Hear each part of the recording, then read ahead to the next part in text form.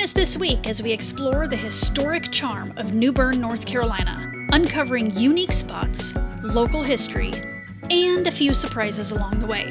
You know what they call this? What? Little did we know, though, that while we were out enjoying the sights, our fridge had been off for over 16 hours.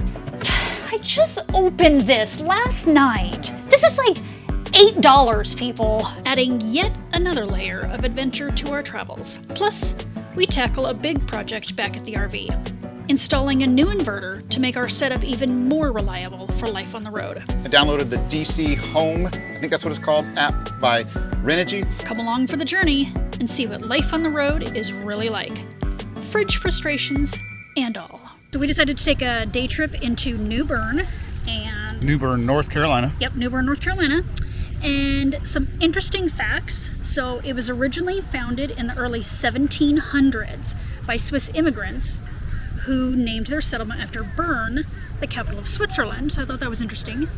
It was the original capital of North Carolina, and in 1774, it became the location of the first provincial congress in the colonies, a move that was in direct defiance of British orders. And the name Bern comes from what?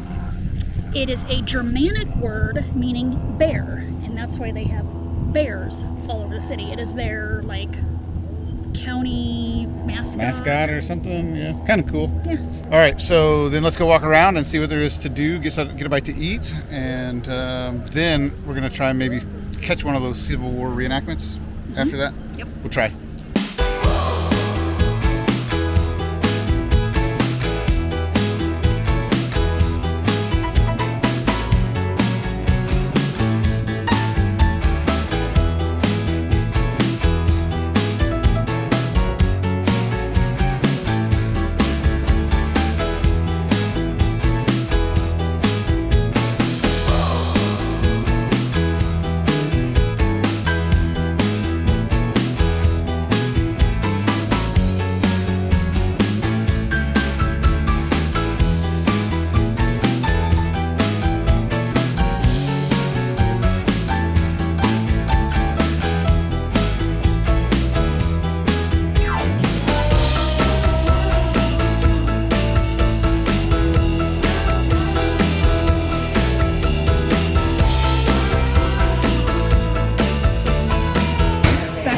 Soda for a quarter. So I'm a Coke guy. Yes. Pepsi's nasty, but that is the birthplace of Pepsi behind us. That was kind of neat to go in. Saw the original recipe. That's pretty interesting. Yep. So that's how to not make a soda. But, yeah, it was all right. It was pretty cool.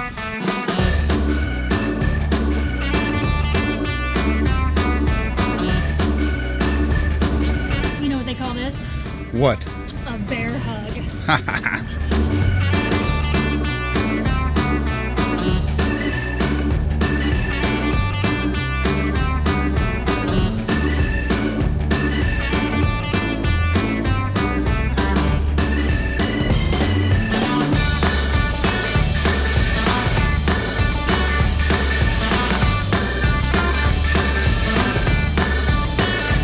You know what they made these cows from? Moving parts. Yucca, yucca, yucca.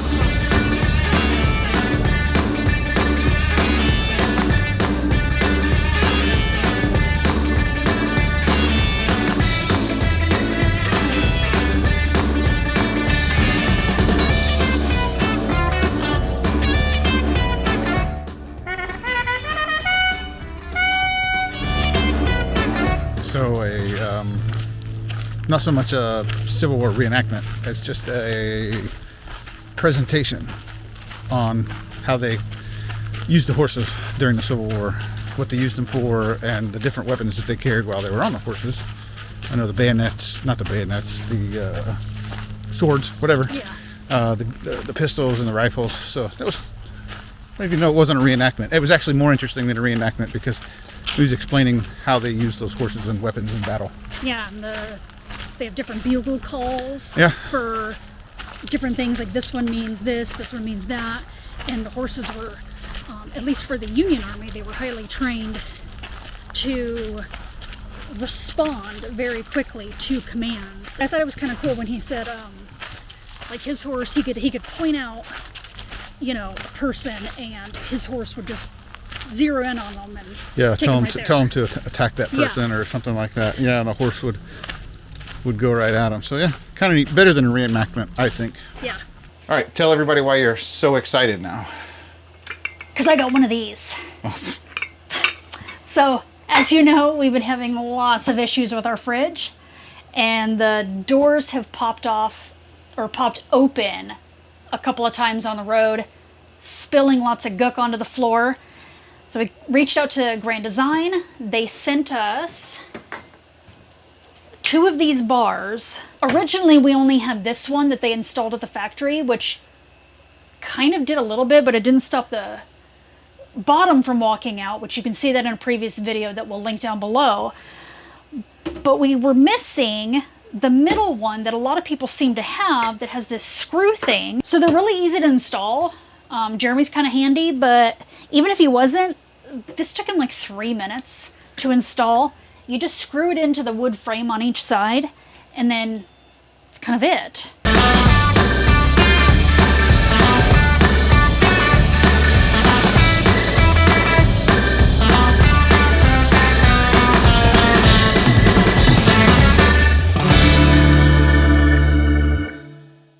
So on drive day, you just screw this thing in, get it all lined up, and twist and twist and twist. It's got like a felt pad on the back, so you're not going to scratch your doors. And you just tighten it down. I did hear from other people you don't want to tighten it down too much. So just get it tight so it holds the doors in. And hopefully we are good to go. Hopefully this is the last thing that we need to do for this fridge. All right, in my Navy days, we didn't do anything without a procedure, especially in the nuclear world. We did nothing without a procedure. And if there was something that we had to do that didn't have a procedure, we wrote one, right? We wrote our own procedure for it. So I'm telling you all of this because we had a bit of an issue yesterday. And I was doing a test discharge on a brand new battery that we have. I was doing a review video on it, and I was doing the test discharge, which required me to do a couple of things. One of those things was to open up the battery disconnect in the rig. Well, while we were in the middle of this test discharge on the battery, with the battery disconnect open, we had an issue with shore power. So basically the power watchdog that we have, the EMS system, shut shore power down on us on, it was either a high or a low voltage condition. It didn't specify which, but it was either a high or a low voltage condition. And it didn't last very long. Mm-hmm. And the power watchdog fairly quickly recognized that it was just a temporary thing, and it started sending power to the rig again. Well, we have a 12-volt fridge. So when we lost shore power, the converter went away and we had no DC power in the rig because the battery disconnect was open. So I didn't realize that yesterday. She didn't realize it yesterday. We didn't realize it till today when I noticed that the fridge temperature was about 60 degrees. And it's been like that since about 4 o'clock yesterday afternoon. Yeah. So now that I've done my part in all this, I'll let her figure out what we got to do next. Yeah, not really happy. So last time we had brand new lunch meat. Last time though it was a double pack. This time they're just single packs. So this is probably gonna have to be chucked. The lunch meat's gonna have to be chucked. That's not lunch meat. Oh no, sorry. The last of the breakfast sausages have to be chucked. The refried beans, which we probably weren't going to eat anyway. And this I am so sad about. I just made this last night. This is roasted veggie couscous. See how much this is? This is... That was going to feed us for the next week. Yeah, yeah. And because it's got chicken in it, it has to be chucked because it was at 60 degrees for 16 hours. Yeah, 16 or 18 hours, something like that. I'm really sad. Yeah. So I'm I really think back sad. to my Navy days. If I would have just wrote a procedure. So he's going to start writing Yeah, procedures. that's not going to happen. But, you know, maybe I will think through things like that a little bit more. Accidents happen. We didn't think about it. Yeah, it was outside of the norm. First time for everything. You know, I can't be a perfect nuke my entire life, nor do I want to be. So I thought you were. No. No. And we don't. I mean, there's nothing else on there that you think we gotta chuck? Not really. I mean, by the time you guys see this, we will have either died from food poisoning or not. The leftover container we just got today, so that's not a big deal. Possibly the heavy cream that I let's just just opened chuck yesterday. Oh, the cottage cheese. Yeah. Sour cream, I think, should be okay. I'm not eating it. All right, so we'll check that. Whoops. You think the cheeses are okay? Yeah, cheeses are fine because those are aged anyway. Butter's fine. I might throw these eggs because these are from Walmart, but these are farm fresh eggs that were just laid 6 days ago, and half the time they sit out in the coop for hours anyway, so I'm pretty confident on those. I just opened this last night. This is like $8, people. I don't know. I'll think about this one. I might just, you know. Yep. I'll be having Thousand Island for a while. Although that might not be safe either. So anyway, we've got some determining to do. We got to figure out what we got to get rid of, what we don't got to get rid of, and how best to not get food poisoning. Luckily, my coffee creamer is made out of almond milk, so. Yep. And the freezer stayed well below freezing. It was still, I think, in the low 20s when we discovered what was going on, or the high 20s. So there's nothing in the freezer that's not going to survive. No, like being in the 20s. I had bought a family pack of chicken thighs, and what I didn't use, I put in the freezer. But essentially, I put it in the fridge, and so we're just going to grill those, and you know. Were we supposed to grill those tonight? We can do it tomorrow. Okay. Yeah. So I think we're good as far as meat. The rest of the stuff is like the hot dogs that we got from the last Harvest Host, which are already they got stuff in them. Yeah. So anyway, that's our latest. And but hey, you know what? The test discharge on the battery went well. That's all that matters at this point. So yeah. Okay. That's it. We'll see you later. All right, so for those of you who have been following us for a while, you know that we don't have a traditional solar setup in our rig. I'm not going to get into the details of what we have, but basically we use portable power stations instead of the traditional solar setup. And we did that for a couple of reasons. So number one, I was able to do it for a lot less money. And then number two, those power stations are portable, hence the name portable power stations. And I'm able to disconnect all of that power and take it wherever I want to take it in probably less than 5 minutes. And we already took advantage of that once already when we bought this new rig. I was able to easily get all of those components removed from the old rig, again, like I said, in about 5 minutes, and then get everything connected back up to this rig. If you want more information or more details about our setup and just in general what portable power stations are, I'll drop a couple of links down in the description area. So for us and our situation, those power stations have a lot of benefits, but they also have a few drawbacks. And one of the big drawbacks is that those power stations are not, let's say, integrated with another source of power, i.e. shore power. And what I mean by that is if I lose shore power when I'm in a campground, I have to manually transfer power from then the pedestal over to my power stations. And that's not a big deal. It's just really just the flip of one switch and I can be transferred over to my power stations.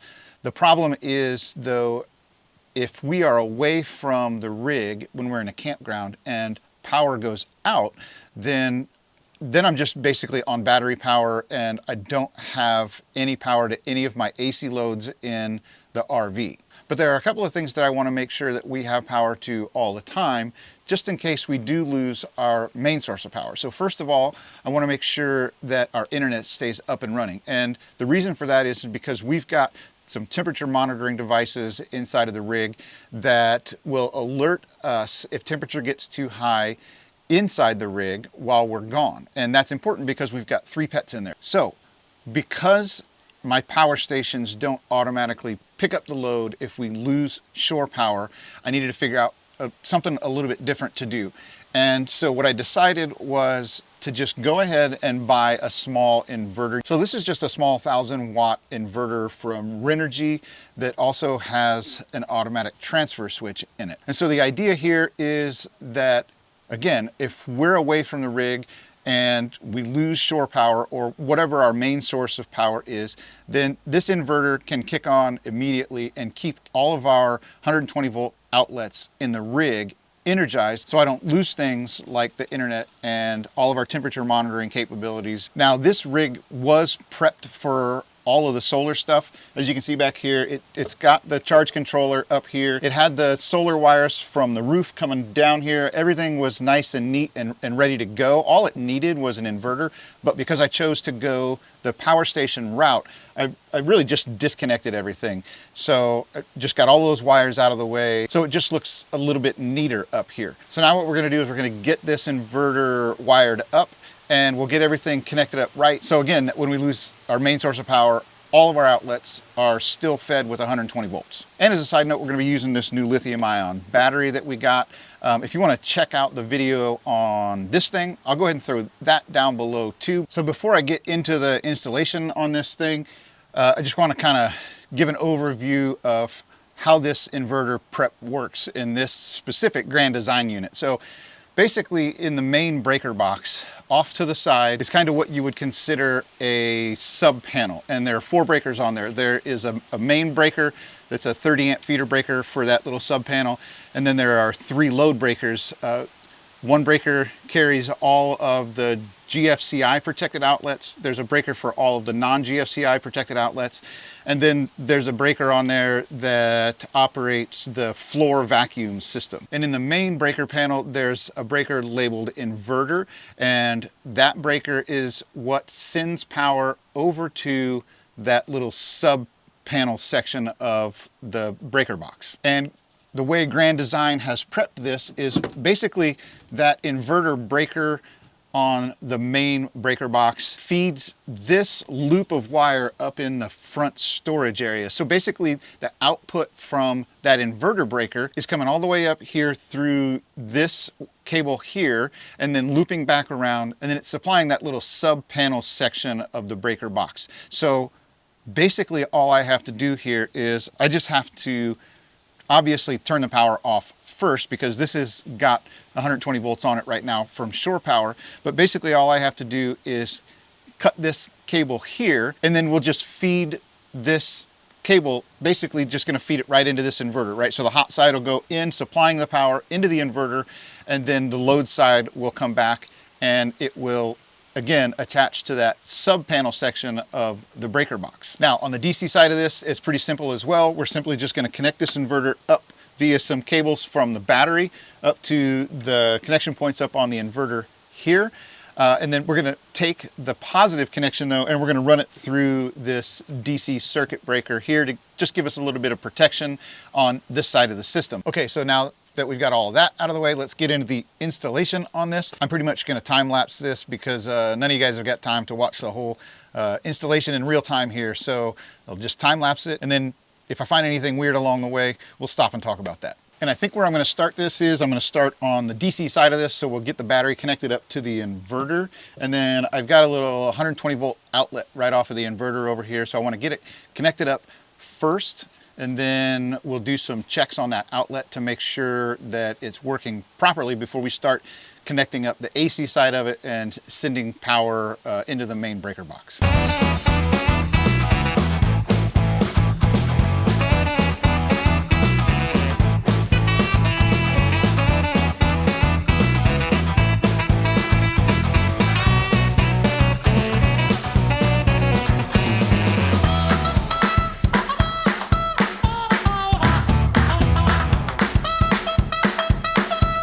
All right, we've got the DC end of it connected. We've got our circuit breaker shut down here or in the on position.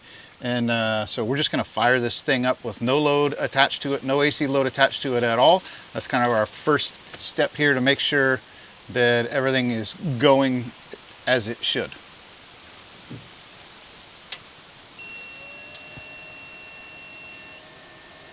There we go. I heard a nice long beep, and I can hear the fans running and a little bit of clicking going on in there. Hasn't blown up, so that's a good start, right? Next, what I'm going to do is I'm just going to grab my outlet tester and I'm going to plug it in here to make sure that everything looks normal. So, be right back.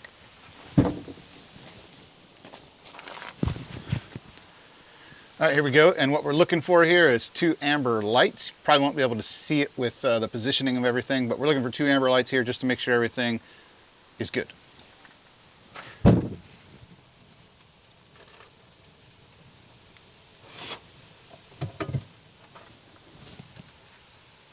Here we go. I don't know if that shows up on the camera or not, but I've got 2 orange lights there. Okay, so now that I've got my electrical tester plugged in and everything looks good, I'm gonna go grab something that plugs into a 120 volt outlet and we're gonna see what this thing does.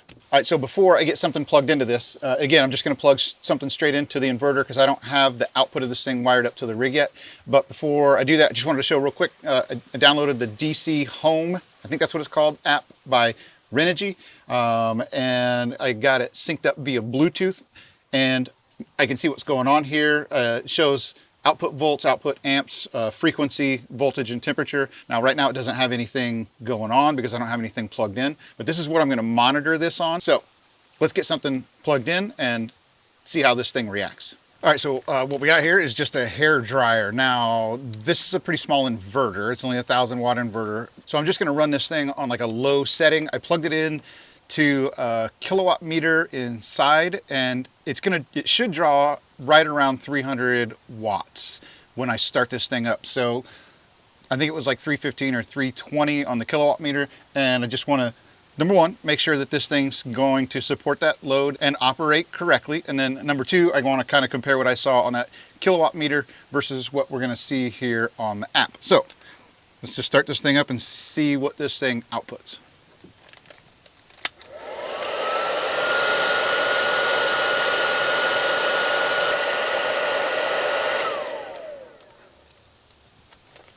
All right, so that thing went up to about 2.58 amps. And if we do the quick math on that, let's see what that turns out to be. 2.58 times 120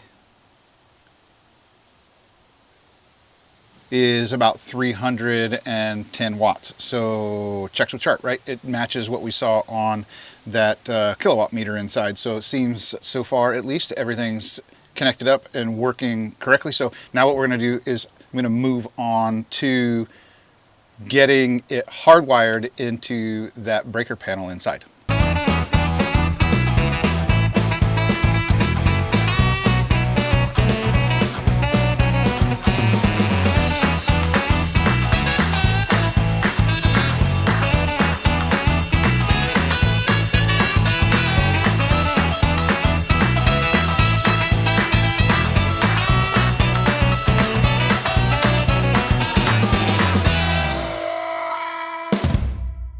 All right, so now what I'm going to do is I'm just going to kind of hang this back up here loosely on the wall, and I'll go inside and I will reshut that inverter breaker, and that should send power down through this line here, through the inverter, and then back out. Basically just in a bypass mode because it's coming from shore power. And then the last thing to do there, like I said before, would be to go out and turn the shore power breaker off at the pedestal to make sure that this thing picks up and supplies all of the outlet loads in the rig. So that's what we're gonna do. All right, so where we're at now is I have reshut that inverter breaker inside. So that little sub panel is now being fed from shore power. Well, it's not exactly, because the inverter is off, so it's not even in pass-through mode when the inverter is off. So basically what I have right now is just power up to this point right here, and we can take a little non-contact voltage detector and see that.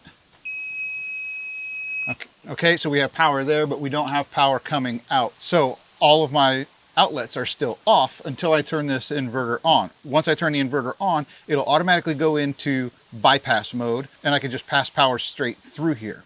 So let's do that first to make sure everything, again, works like it should, and make sure we don't let the smoke out of anything. So there we go. I hear the beep on startup. The fans are on right now. And so what we can see here in the app is I've got 123 volts, and that's coming from shore power, and it's just getting passed straight through the inverter. So the next step here is I'm going to go out and I'm going to open that shore power breaker, or turn shore power off at the pedestal, and make sure that this thing kicks over like it's supposed to. All right, so I'm actually just going to have Candace go over there and shut off the shore power for me, because I don't think my Bluetooth is going to reach back that far. So I'm going to holler at her. She's going to shut the shore power breaker off, and we'll see if this thing picks up. And as a bonus, we've got her computer on, which, remember, doesn't have a battery. And so we want to make sure when we shift over to inverter by opening the shore power breaker, and then when we reshut the shore power breaker, we want to make sure that power transfers both times and that her computer stays on. So here we go. All right, go ahead. Okay, so the shore power is off. I'm just waiting for this to update here. And there we go. I'm pulling about 3 amps, 120 volts, 60 hertz. And now we're going to go ahead and reshut that breaker and make sure it transfers back. All right, go ahead and shut the breaker. All right, so the shore power breaker is reshut. And there we go. I just heard the automatic transfer switch over. And there we go. Now we're back on shore power. You saw that go from 120 volts to 122.5 volts. The 122.5, that's what shore power is putting out. So we have a successful transfer there. And now all we need to do is just go in and make sure that Candace's computer didn't shut off. To basically what I'm doing there is just testing the UPS functionality of this. They claim less than 20 milliseconds. It's supposed to be the same as the UPS. So I'm going to go check that out. And I'm not going to show you. I'll just come back and tell you. All right, well, the computer was still on, so everything's good. Everything's hooked up correctly, and now we'll know that anytime we leave the rig, and no matter what source of power we're on, whether we're on shore power or a generator, or if we're on the EcoFlow setup, if we lose that main source of power when we're gone, this thing will kick over and we'll still have our internet, we'll still have those temperature monitoring devices, and we'll just feel a little bit better about being away from the rig for extended periods of time. So that's going to wrap it up here. So again, I'm going to link a few things down in the description area. So I'm going to link a couple of videos about my power station setup with the EcoFlows, and then I'll link the video for this new battery that I'm testing out for Golden Mate.